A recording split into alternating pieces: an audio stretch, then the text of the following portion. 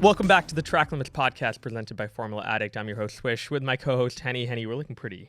We're matching. I didn't even realize that. All right. Similar color. Yeah. Damn. New merch. No plug, but yeah, plug. Anyways, we're here in London at Outset Studios, and we have a great guest. You have probably seen this individual, whether you saw them in a car or whether you saw them in front of the camera. Legendary British endurance racing driver, multiple wins, multiple podiums. Please welcome Alex Brundle. Thank you. Thank you for inviting me. I'm delighted to be here. I'm nowhere near cool enough for Shoreditch. Yep. But it's only a short trip from the uncool area in which I live. So that's very great. That's great. And it's a pleasure to join you guys. Oh, of course. I was gonna say you could have said any location we wouldn't even know. Yes. Welcome to London. Yeah. Thank you. Welcome to London. I hope the tube and the weather treat you with respect. It hasn't been rainy. It hasn't been too rainy. I'll give it which that. would be nice. And it's way better than Canada. We're getting minus 30 there, so I'll take this any day. It's proper over there. This time of year. Oh yeah. How are you doing though?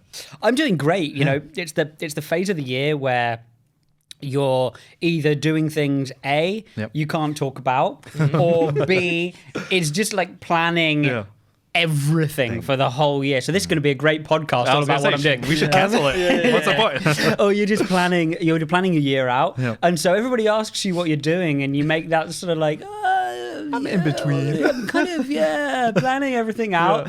But really your days are sort of a lot. Flat out, base to apex. So, it's a great time, an exciting time of year. Oh, exciting. Well, we're excited to dive into your career and getting right into Q1. I think one of the reasons why we were so excited to have you on is because you have actually raced in so many different categories, and not many people can say that. So whether it's F3, F2, Formula E, World Endurance Racing, I mean, all sorts of festivals that you've been a part of as well. Tell us, like, what goes into, having a racing career where you are able to transition and be so versatile across different vehicles and different categories? Yeah, it's mostly me just searching for a project that works, and I've had to be that versatile because my career in a single seater didn't rocket ship the way I would have liked it to, but racing for me, and I know I have a couple of friends who early in their racing career, Jolyon Palmer was one of them, said, I want to be a Formula One driver. I'm not really interested in being anything but a Formula One driver. I'm going to go for Formula One, and if it doesn't work, I'm going to probably, do what he did, which is become a great, sports pundit for F1TV. My passion for racing extends my addiction to racing extends beyond that. And so I found myself needing to jump in different bits and bobs. I think, you're only ever really dealing with multiple combinations of the same set of controls. But the depths in terms of the management of the cars, the setup of the cars, the nature of the teams, that's what really gets you. I mean, I tested a TCR car recently, a touring car. And, even at my ripe old age, which I won't. Don't say that. Even at my ripe old age, they're still talking about a great touring car driver shared the day with me, and they're still talking about valves I've never heard of. Right. So it's like, would you just lock off the? I'm like. Say what now? Sure. Yeah, sure. Remind me. Sorry, I have a moment. Where is it in this car? That well-known. But it's been great fun, and the experiences of bouncing between those series have just been wild. It's great. Yeah, and that's amazing. And you have had some great success in LMP2, finishing runner-up twice and winning LMP3, European Le Mans. Are we going to see more of you in these categories? I am open to offers on it. Okay. It's kind of with the advent of the hypercar class, LMP2 has become much more like sort of a Formula 3, Formula 2 step up. You blow your cash and then you go for the big time kind of championship. And that's the structure of the series because there are more OEMs at the top level. I didn't manage to find myself. I had a couple of good runs at it. I didn't manage to find myself an OEM seat in the World Endurance Championship for whatever reason. I was operating an LMP2 as a pro, for private teams. But put yourself at the helm, man, of one of these private teams. You have, drivers who have success at various levels in single seaters coming out and offering you the money to run your enterprise. And there I am, standing in the corner with my hands in my pocket going, I'm quite good too. I'm equally good. But, it's just simple reality. It's survival, right? And all of these people have families and employees and things they have to run. So, yes, I was talking to a team about driving a prototype again a couple of weeks ago. Nice. It normally takes about 6 efforts, throwing it at the wall before it sticks, but there's every chance I'll be back in a prototype again. Oh man, it's exciting. We were just watching Daytona, and it was thrilling. We were like off our couches near the end. Up till the very, very end. Man. That was interesting. Well, the very, very end of the race. Not the beginning, not the other 19 or 21 hours. But what a great race. What a great race. I love the way IMSA run sports car championships.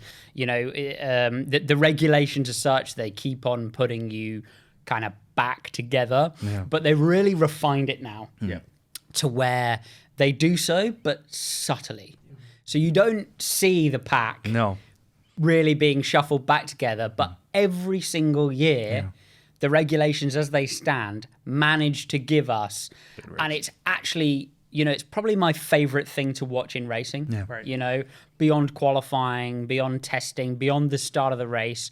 I love that final few lap chase down to the end. Indy 500 always seems to manage it. Yes. Oh, iconic. IMSA always seems to manage it. NASCAR always seems to manage it. And we've actually had it, organically in F1 several times, in recent times, despite Verstappen dominance. So, it was what a great race to watch it is. I can't wait for more. I know. And you mentioned, I love that you mentioned Daytona, because we also heard that the viewership numbers for Formula E and also now Daytona skyrocketed. Like historic numbers never seen before. When you look at the overall state of motorsport right now, Alex, do you feel like we have an issue with one category potentially not being as competitive, which actually might benefit the other categories? I think that, I agree. I see it a different way. I think actually there's a lot of trickle down because F1 viewerships are super high as well. So you have Drive to Survive effect. Then you have an element of those fans or people who will come and watch actual Formula One races. You've got to remember that there are people who watch those series that love those series for those series and go, I've learned all about the drivers. I'm not necessarily, I don't necessarily need to watch, and that's cool. I don't necessarily need to watch a race. A proportion of those will watch Formula One. And then a proportion of those people will go, this motorsport stuff is cool. Where else are they doing this stuff? Oh, here's the electric series. Oh, here's the series where they run cars that look like Formula One cars for a long time. Here's exactly. Here's the series in my country where they run, my BMW 3 series with a hybrid package or whatever. So I see it as a sort of a trickle down effect, which is why, when you see the whole kind of endurance, and I've been guilty of it before. When I was in the endurance racing paddock, I was a proper endurance. Of course, yes. But that's why this is just not required. You can. I always say, let's say you've got 3 farms in a valley and they're all producing milk. They can market their own farms, or you can market milk, and you'll get the same effect. And that's what I think we need to do. So market milk. Market milk. Hey, that's a slogan now. I love it. He does. It's weird. Don't just pick that bit and put it in a reel. Otherwise, people are going to be like, out of context. Out of context. Right there. Alex Brundle. You need some milk. But no, for you though, in general, how do you deal with that? The balance of being a presenter, journalist, racer, and everything else in between. Tough. And your life. That's what your life outside of racing. It's a lot. So I'm blessed in that, the things that I do for a job, I would be doing anyway. Yeah. So like if you gave me all the free time in the world Yeah. and said you no longer have to work again, I would probably do all of the same thing. I probably should not acknowledge this. Otherwise I would probably do all the same things I do now. Yeah. So it's kind of like awesome. Yep. I really have to compartmentalize. So I'll be setting up my racing for the year, which I think is important to my work as a broadcaster as well, Yep. because there's a certain gravitas and trust that I think an audience have in you when you say, "Oh, that looks like a bigger bump than last year down into turn 1 at Barcelona," and the reason you know that is because you drove at Barcelona last year and this year, and or so on and so forth. But I have to really finish one project, then I get into a race weekend sort of after the initial period sort of around now of studying up on everything. I get into a race weekend Wednesday, Thursday, and then I do sort of a couple of days of deep work on, so I cover, I think it's 72 drivers on every race, so you've got obviously you've got 30 Formula 3 drivers, you've got 22 Formula 2 drivers and 20 Formula 1 drivers. So so I'll do 2 days of deep work on everyone. We have amazing statistical resources as well, but then after that's done, Gone. And if you asked me, as I was kind of talking to you before the podcast, if you asked me but on a that 6-week gap that happens between sort of Monza and Abu Dhabi. If you ask me what's going on in the Formula 2 Championship during that gap, That's it. Heyo question mark? I don't even think they know at that point. They're like, we don't know what's going on. What is this series? But I have to do it like that, otherwise I just won't do the quality of work that I need to do. Yeah. And when you look at your career, obviously, again, you're still quite young. So you have so many more years to go, both as, by the way, a driver and a presenter. But when you look at your career so far and all the different experiences you've had, what is the defining moment in your career so far? And that doesn't have to necessarily be a win. It could also be like just something that taught you the most. Yeah. I mean, it's a moment I didn't enjoy enough at the time. But the first time I stood on the Le Mans podium was a defining moment. And I have all the photos still, and I look miserable because I'm second and we haven't won. Me and Olivier Pla thought we should have won the race. Yeah. Our teammates had won the race. Every race driver will say that's great, but what they really mean is that's even worse. Yeah. Because there's joy across the garage. And you've got to play the role, and you've got to be part of the team, and being firstly an adult, but which I wasn't back then, but anyway, and secondly a sportsman means that you have to play that role. But it taught me a lot about sort of what's possible in an endurance car for me, and then the move into proper broadcasting taught me a huge amount. It really puts your motorsport in perspective. In what way? Well, you all of a sudden are given a view, the helicopter view over motorsport, and you're sitting there in an LMP3 car in the European Le Mans series, and in that moment it feels like the biggest race in the entire world, because it really means something to you, and you might win a championship and everything. And actually what I really wish I'd had before I drove was that helicopter view of broadcasting, because the amount of nervous energy that would release when you put yourself in the perspective of the full, do you see what I mean? The full picture of motorsport. I would go, you're not the center of the world. Sure, but we're all the star of our own show, right? And we're all, but actually, it's fabulous. It was fabulously enlightening to have that perspective offered to me of viewing things from the outside, and how much other people are actually able to the engage with what you're doing is like a 1%, a 2% of the total journey, which is an interesting perspective. Yeah. And even in the paddock itself, has there been moments where you're like, you know, there's too much politics. Like this needs to be removed. Like only all the time. Enhance the race. Only all the time. Yeah, I mean, look, you're dealing with anybody who's been to been with a group of people to an expensive dinner. Will know that feeling at the end, where it's like, who's paying for this one? Right? And that is like flat out. That's going on flat out, particularly outside of Works Motorsport. Works Motorsport, lovely because it just deletes all of that, because the manufacturer are the manufacturer, and it's more like a job then. But yeah, in privateer motorsport, the negotiation goes everything from they're paying you to you're paying them, past the midpoint. And it's just open-ended. So the politics around the perception of drivers is, incredibly, and of course there are people that are, as in all forums of life, there are people that are professionals in achieving that. And, those people sat in a car across from me, I would beat them.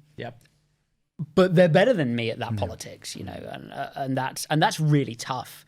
Because when you're doing the job, but you're actually being sort of undermined a bit. Yeah. And out of any category you've raced in, where do you find drivers to be like the scrappiest? Like elbows out. Oh yeah. Oh god. That can be a hot take. American sports cars are tough. Door slap, middle of the night. Used to be worse because the cars used to be a bit sort of tougher and less involved. So obviously, if you're going to go and remember the old Daytona prototypes, the big Rileys, and I mean, you door slap one of those, it goes, "Thank you, sir. Can I have another, sir?" But if you start taking dive planes off prototype cars, it gets worse. So, that's really rough and tough racing. And they have a rubbing racing kind of mentality to the whole thing. Yeah, I think that's the toughest. The endurance racing side of it, it gets tough at the end. But people don't just damage cars. So, and then again, the junior single seater ranks, you see a lot more desperation. From people who need to get some kind of result, and this is it. Right? So then you see that's when you see the really sort of clumsy mistakes from time to time. Intense, like, why did they do that? And it's purely because they've got everyone on their back and they're trying to deliver. And are you big into sim racing? I had a difficult beginning to sim racing. I was part of the GT Academy setup, so I was one of the pro drivers who shared with the sort of sim pros, the finalists that came out of GT Academy. And while it was a really interesting program to begin with, I was speaking to Jan Mardenborough actually just a couple of days ago, and he's a top dude. But they had to. We were talking about politics in motorsport. They had to communicate what they had to communicate, and there was an element of sidelining that went on through that program. So it gave me a little bit of a bruise when it came from, imagine you put everything into your motorsport and it's like, you go so and so on and so forth. But I came back to it. I spent a lot of time with a super cool guy called Jimmy Broadbent, whose passion for motorsport is just mega. And I understood a lot more about what people get out of it. In terms of sim for preparation, you can get to about 80%. and then you need to be on a real track because otherwise you start learning bad habits and stuff. But you know, guys like James Baldwin or you know winners of key sim racing competitions are athletes and they are talented. That is incredible. Yeah. We just had him on. I know, we literally just had him James on. Yeah. Also, funny story. That is literally why in the intro, and I said Alex, I was almost so close to saying Baldwin. Because we literally had James yesterday, and I made that very joke to him. I'm like, what if I called Alex Brundle Alex Baldwin? Oh my God. Last question. I think we have to ask this, and I don't think this has happened yet. But will we ever see a pit lane walk with you and your dad together going down the pit lane? So again, if you're a UK viewer, you won't have seen this because it's not available in the UK. I have done it. I have done a grid walk for F1TV, and I snuck it in massively because I was like, I don't want to. I snuck it in massively at Suzuka last year, so I did it. But I have a line in my mind because there will come, I'm sure. We do a grid walk. We do it a little bit differently on F1 TV. It's more structured because I'm not sure anybody. I'm not sure anybody, but he could handle that. But it was a bit more structured. But I do have a line in mind for when we inevitably run into each other. Nice. What was wild is it was in Hungary. Last year I was on site for F1 TV, and I was stood at the front waiting for Will Buxton, I think, to finish the grid walk we did then. Yeah. Right. And I saw Dad in the flesh, which I've never seen. Wow. In the flesh, on the grid, doing the grid walk. And he I kind of got jostled by this. It carries it's weird. It carries a sort of wake and just energy. Yeah, you don't, because obviously you don't see what's going on behind the camera. So the thing carries, like a jet ski or a boat. So wake. Carries a sort of wake and he's surfing on the front of it. Yeah. And that was surreal, as you can imagine. That was super surreal. Yeah. So that was a really funny moment in Hungary last year. I'd love for you to do it and just pull your dad in. All right, we're going to talk to you, Martin. I have a line. I'm not going to tell you what I have a line. When you do it, though, let us know. We'll clip it in. We'll clip it in then. Q1, Henny? That was a solid green. A green? Yeah. Green not a purple? sector. No, not yet. Yeah. Alex, what do you feel about that? I don't know. I don't know the relevance of any of those We're colours. trying to get you into Q2 here. Yeah. Oh, we're trying to get me into Q2. Yeah. Oh, okay. You made it? I think I scraped it. This is off season, He's still warming up. A solid 12th, but there was track evolution, and I didn't run again. There you go. Here we go. Well, we'll see if Alex has better luck going into Q2. Stay tuned. Hey, Mikey, what are we wearing today? We are wearing our favorite suits, our shark suits. Ooh, and why are we doing that? Because today's episode is sponsored by Surfshark. And I'd like to say one of the main benefits that we use at Surfshark is we travel a lot. We're using a lot of public Wi-Fi. So with Surfshark, as soon as you have that VPN in the background, all your data is protected. Yep. On a normal open Wi-Fi system, you could get hacked. So it's super crucial to keep that VPN on. Yep. And even before we start traveling, we do a lot of searching when we are booking our trips and our flights and our hotels. And one of the things I found is when we save a few of our favorite spots and then the next day we go, the prices have somehow increased, which is ridiculous. And when we started now using Surfshark, we have it on moments when we are booking so that we get the fair price and it's not jacked up. It can't get better than that. It's so good. And so for today and for this episode, sign up with the code here or in the description and you'll get 84% off and 4 months on top of that. 4 months extra. Crazy. Oh my God. Okay, Track Limits crew, make sure you go and register right now. Welcome back to the Track Limits podcast. We're here with Alex Brundle, not Alex Baldwin. Good. But Alex, we're getting into Q2, and I think what we want to do is take a deep dive into your life as a kid. Right? So you're coming in, was racing always in the cards for you? Or was there another occupation career that you had to choose between? It's it seemed obvious. Like it seemed like the obvious path. So everybody was asking me, well, you're forced, right? Like, I mean, I can't really imagine being forced to drive race cars again. Like, what would that look like? What a tragedy. Well, The opposite. Well, it's like, oh no, please don't. There were no obstacles to overcome. You know, to get in a kart the first time, Right. And karting, I wanted to do it. I said I wanted to do it. You know, everyone kind of will make up stories about, oh yes, and then, you know, my dad made me build and made me do 26 backflips, and, you know, I was allowed a spark plug, and after the second 26 backflip, like, you know, I wanted to go karting. I said I wanted to go karting. My dad bought a go-kart because we had the money to do so, and we went karting. Simple as that. You know, simple as that. And really enjoyed it, and we carried on. And then went off into car racing, which, to be honest, I think I enjoyed more. You know, karting, it's a bit of a sort of a, you know, dark arts kind of setup. You never quite know. Everything's very privacy. You never quite know which engines, which karts, which, and all that kind of stuff. Dad never did karting. He came through from hot rods and I'm supposed to call it grass track. Because it's so he was always very confused by karting conceptually. Like he never really got it, and we were out of there, to be honest.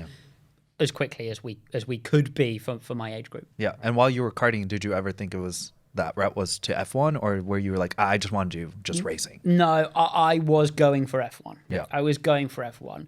I mean, I think naively at the time going for F1. So, you know, when you look at the expertise we had in the family at that time, as far as Dad was concerned, what you do is you start off racing a grass track car, you go into British touring cars, you know, you write a letter to a guy called Ken Tyrrell, right, who says, yes, drive my Formula One car. You turn up, you do a good job, then you're in Formula One. Right? Because, but there's, you know, which sounds crazy now. With all of the politics and the academies and everything else, you know, everything else. But why would he believe anything other than that? You know, 1984, 5, that was his reality. That was. So we set off, you know, with our van, and we went karting, and, you know, waited for the phone to ring, right? But I think the jump to sports cars was an early reality, right? When, you know, you sit down across from Carlin Manor and you go, well, so, you know, how much is this going to cost, all this GP3 racing stuff? And they go, that. And I look around and I can't see anybody else obviously going to pay for this. So off we went. Yeah. And in 2011, in the Formula 2 season, you were the most successful British driver on the grid. I'm curious, you know, you're at the precipice of F1, right? And that season must have been pretty nerve-wracking, right? Like the pressure is kind of on to like deliver results and show that you can make it into that top category. How do you deal with that? Like, is there any playbook, or is it just you have to take one race at a time? You gotta take it one race at a time. And of all of the things in motorsport that held me back, that was probably, I would say, my own ability to handle that pressure was probably my greatest battle. You know, I'm pretty wired up as a person. I'm not you go and you know, I knew Oscar Piastri at a similar age. I saw him around the garage when he raced, and I had a couple of brief chats with him. Didn't know him super well. Or Lando Norris at a younger age, and they talk to you, and it's very sort of level. Everything is super calm. I've never been like that. I'm just not actually like that. I'm more demonstrative. I'm excitable.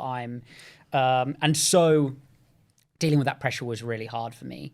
So I went through a lot of sort of mind coaching, kind of meditation practice, that kind of thing, to try to get myself in focus, but with great difficulty is, I think, what I'm trying to say. And I think, you know, if you can, but it's all the same stuff. It's every sport. You try and focus on the moment. You try and not think about the outcomes of how you're going to drive. You know, you think only performance, not result, and then it gives you people have varying skill levels at doing that. Yeah. And as a broadcaster, has there been a moment where you're like, oh, damn, I just screwed up live on air? And like, how do you even deal with that in the moment? Oh, so much. So much. And the person who's helped me with that massively is Will Buxton, actually. You know, I talk to him a lot because he's obviously like, for us, he's like a really long-serving broadcaster. And I came on F1TV and I was like, I would treat it like racing. I really struggled, by the way, after commentary because, and I used to look across at Alex Jakes, who was doing commentary with me on Formula 2 and go, how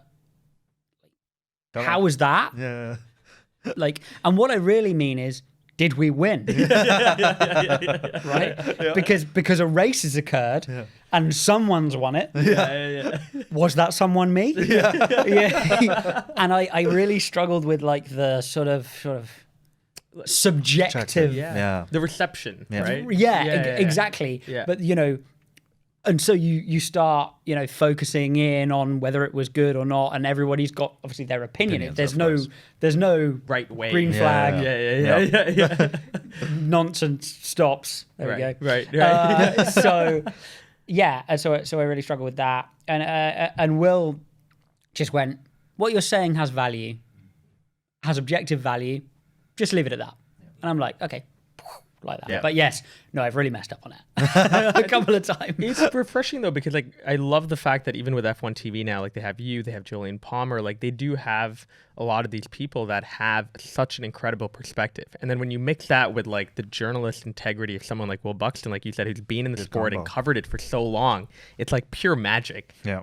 When you guys are doing, especially like the post-race shows and dissecting and unpacking everything that happened.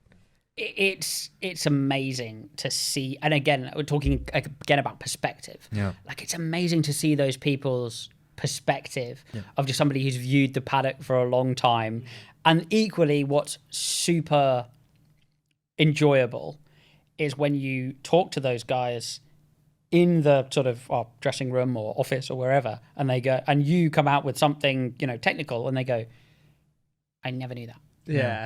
Or I've never seen it like that. And you look up to these people as as interesting journalists in the sport with massive followings and people engage with them. And you think, cool. You know, that's the most joyous moment of broadcasting, when someone comes up to you, for me, and goes, when you said X does Y and Y does X and that's why he won. I never thought about it like that. I love that moment. It's super cool. Yeah. And how do you even deal with the online hate? I know there's a lot of that, regardless of what position you take. I'm so lucky, honestly, because when I first came on to motorsport television, I work for Formula One themselves. But it's the really interesting setup is we go out on Sky, right? Interesting, yeah. So I'm not employed by Sky. I work for F1 and F1TV. But I mean, it would be very easy for an audience to go, eye roll. Okay, how he's got his kid a job, right? So that really made me quite intense about doing a good job on it. I really don't get that much. Amazing. I really don't get that much. And, honestly, any negative stuff I do get is normally so outlandish that I find it hilarious. But my dad always used to say, pair them up. So for every person who says you're biased against in one direction, pair them with someone who says you're biased in the other direction. And as long as you're equal, you're in the middle. You win. You've done a balanced job, right, so it's interesting. Oh, that's a smart one. Final question for Q2, your hobbies outside of work. Wow, hobbies outside of work. So I rock climb. Oh, okay. Yes, I do. Outdoor, indoor, both? Indoor, bouldering. Yeah. Because I can't bother to go through all of the rope stuff and everything. But I have a really big one down in down in the uncool place I live. It took me a while to get that. I was like, what? So throwback, check if you watch it. Down in the uncool place I live. So I do that. What else do I do? Oh my God, this is really embarrassing. So I got in the habit of playing Farming Simulator on the planes. Oh, that's sick. Which is so awesome. There's something about it, man. There's something about that. There's this guy on YouTube, and he's got like the most relaxing voice ever. And when I'm on the watt bike training, like everybody else is like listening to thrash metal, whatever. And I'm on the watt bike training, and I'm watching. I think it's called Daggerwind or Diggerwind or something. And he's just got the most relaxing voice. Like, let's go over and pick up there. And I'm like, she's so pleasant. Yeah. ASMR 2024. I know, right?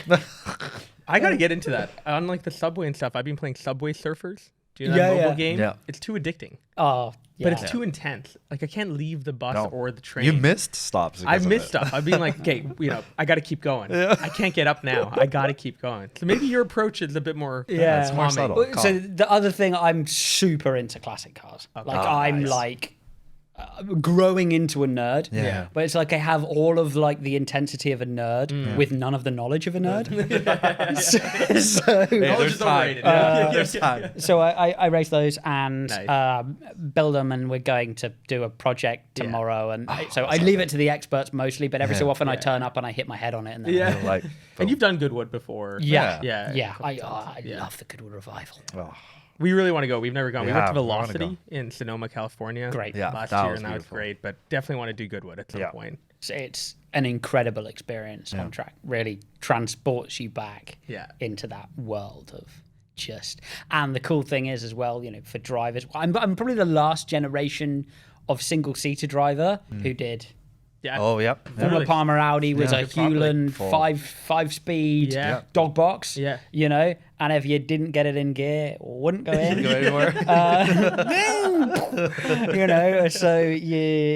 so I can do Right. H pattern. Oh, that's fantastic. Well, Henny, I think that's a purple. That's a purple. That's a purple. Come on. That's a purple. At least for the farming simulator Yeah, comment. that's all. When I heard that, I was like, he's in. He's in. That is honesty. You're gonna have to tag that guy. Tag We're that tagging creator, and he's gonna be like, "What is this?" It's like, I got into motorsport world? Alex Brundle is now going to take on the rapid fire round. Stay tuned. Welcome back to the Track Limits podcast. We are getting into the final segment now, the rapid fire round. Alex, are you nervous? Or Should I be nervous? I think so. If I should be nervous, I will be for you. Perfect. Okay. Do it. All right. Do it. Be nervous. I love that you say that in the whoa. most calm ways. Well, like, do it. Just be nervous. All right, here we go. Keep your answers rapid, full of fire. Number one, most embarrassing moment you've ever had at a race weekend. That nobody knows about. Yes, either as a driver or presenter. Yeah. Oh, that nobody knows about. They threw to me without any comms once, and I did 3 I can't hear anything's over the air before they got comms back, and then they told me I had comms. And the camera was also on. And they you. told me I was going out. Oh my lord. Okay. Yep, that's Yikes. If you can only have one food for the rest of your life, what would it be? Pizza? Yeah. Anytime. Calorie free. Because I mean, I may die. Yeah, every day. But from a taste perspective, pizza. Pizza. Boom. What's your guilty pleasure TV show? Rust Valley Restorers. I've never seen that. Have you? Is that not on Netflix? That's on Netflix. Yeah, Does I've seen the trailer. Netflix counts as TV? What's it right? about? It does. What's it about? Like what? It's like they like literally restore like these old. Restore cars. Yeah. Am I allowed to? Is that a guilty pleasure? It's probably not. Yeah, really. no, this is like I love it. Well, my girlfriend was watching Selling Sunset the other day. That's a guilty. And I stood for like way too long. Like even after she left. Just do another episode. Let's find some jobs to do in here. Great. If you can have any superpower, what would it be? Infinite race car speed. The How Flash. fast is fast? Yeah. If you woke up and realized you had become Will Buxton, what's the Lord. first thing you would do? Speak really slow. Can you do an imitation of him? No. No. No. Well, I can, but I won't. Yeah. Nah, do it. If you had to choose another sport to be an athlete in, what would it be? I don't know. Oh, gotta go faster. Motorcycle racing's like the same sport. Yeah, no, Just no, can't no. have that cycling. Cycling. Okay. What piece of motorsport memorabilia would you like to own, or do you currently own that you're proud of? I would like to own. So I've seen the car which won Le Mans in 1966. Wow. I would like to own that Oh, car. man. Where would you put it? Yeah. I mean, He's like, I will find a in my way. lounge. We'll take the TV out. The car it's up against as well. Ferrari keep them. Is that it's quite a big piece of memorabilia. Yeah, That's yeah. fun. Most unpopular opinion you have. Oh. Most Hot take. popular opinion I have. No. I think that hybrid systems should be banned from Formula One. Okay, yeah, that's good. Good take. Best prediction for the 2024 F1 season. Doesn't have to be who won. Just what do you think's gonna happen? I think that Alpha Tau, what they're Oh. hold on, Visa Cash App RB Yeah. There we go. will be routinely in the top 8 finishers. Okay. I think you kind of answered this already, but outside of work, outside of rock climbing, do you have another hobby? And no, not the farming simulator. No. God. Classic. I love it. Classic car stuff. You're stranded on an island, Alex. Which 3 drivers or team bosses in the F1 paddock will join you there? I would have Kevin Magnussen. Okay. Is it a hot island or a cold island? Good fun. It's a hot island. Yeah, I worried for his. Yeah. I would have Kevin Magnussen. I would have Toto Wolff because he'd know what to do with it. And who else? Who else would I have? Who looked kind of strong. Like they might be able to sort of Carlos. Let's have Carlos. He can do the shelter building. Animal wrangling. I love it. Kevin's there for vibes, I'm guessing. Just great mostly vibes. Yeah. Yeah. I love it. All right, last question. You're writing an autobiography on yourself or your life. Which of these titles resonate with you? The Daredevil, the Dreamcatcher, the Free Spirit, or the Hardest Worker? The farmer. Or the farmer. The cultivator. Oh my god. I've forgotten. I've forgotten. But it's unfair to call it work. The third one. The third one. The Free Spirit? The Free Spirit. I love it. I love that. That might be the first time we got that Yeah. one. But I think it fits. Yeah. I like that. You're incredibly enthusiastic and passionate over what you do, and it's very evident, which I love. Yeah, I mean, I'm incredibly enthusiastic and passionate about not having to do anything else than what I do, and that's perspective. There you go. That's perspective. Final question: if you have to take a look at your entire life, and obviously, all the incredible things that you've done, you got to look now into the future a bit. What sort of legacy do you want to leave behind? Do you think about that? I'd love kind of to be somebody who the audience of motorsport, not just F1, general audience of motorsport. The way when there's a guy, a British guy, you'll probably have heard of him if you watch any nature shows, David Attenborough. Oh, yeah. And he comes on your TV. Yep. There'll be some nature show, and you sit and you wait to see. And as soon as you know it's him, you go, Lovely. Yeah. Comfortable. Comfortable. I don't think, there are a lot of people who are very, very qualified to talk about motor racing, but I'd love to have even a percentage of that where when you come on screen in front of some motorsport and the audience sit down in front of that motorsport and they go, who's explaining this? Oh, it's Alex. Yeah. And that would be the dream. Yeah. for me. That's where I'd like to get to. Oh, that's amazing. Well, you already do that for me, by the way. Thank you. Just so you know that. But thank you again for coming on. This is great. I think that has to wrap up with a purple. That was a purple. Purple. Yeah. All right. Well, your new pole sitter, Alex Brundle. Thanks for watching. We're gonna link Alex's socials right over here. Go and give him a follow. Check him out on F1TV, and also make sure to go and check him out wherever he's racing this year. There's quite a few things that you're gonna be up to. It's gonna be a busy 2024. If you enjoy this episode, like, share, subscribe. We'll see you guys in the next one.